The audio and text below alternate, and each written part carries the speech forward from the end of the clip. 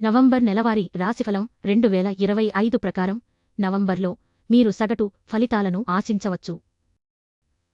ఈ నెలలో మీ వృత్తి గృహానికి అధిపతి 12వ ఇంట్లో ఉంటాడు. మీరు జాగ్రత్తగా కొనసాగితే బృహస్పతి యొక్క 7వ అంశం మీ ప్రయత్నాల ప్రయోజనాలను పొందడంలో మీకు సహాయపడవచ్చు. ఫలితంగా అద్భుతమైన ఫలితాలు ఎదురవుతాయి. అయితే వ్యాపార దృక్కోణంలో ఈ నెల అనుకూలంగా కనిపించదు.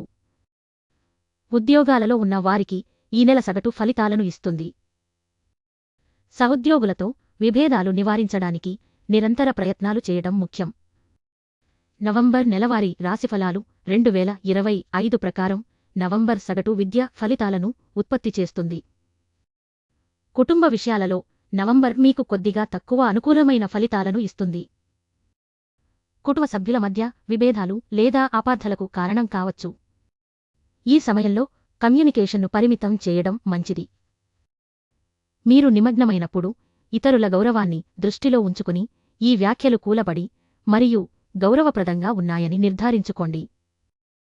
ఒకరినొకరు అనుమానించకుండా ఉండడం, చిన్న చిన్న విభేదాలను పెంచుకోకుండా ఉండటం మరియు భాగస్వామ్యంలో పరస్పర గౌరవాన్ని కొనసాగించడం చాలా ముఖ్యం.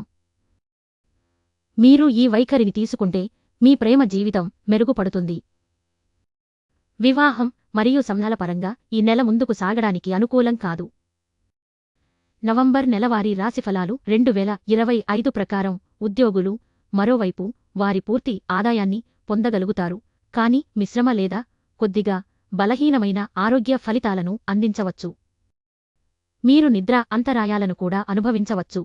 ఆరోగ్యంగా ఉండటానికి మరియు ఆరోగ్య సమస్యలను నివారించడానికి మీరు నియంత్రిత ఆహారాన్ని పాటించాలి మరియు విధంగా ప్రవర్తించాయి.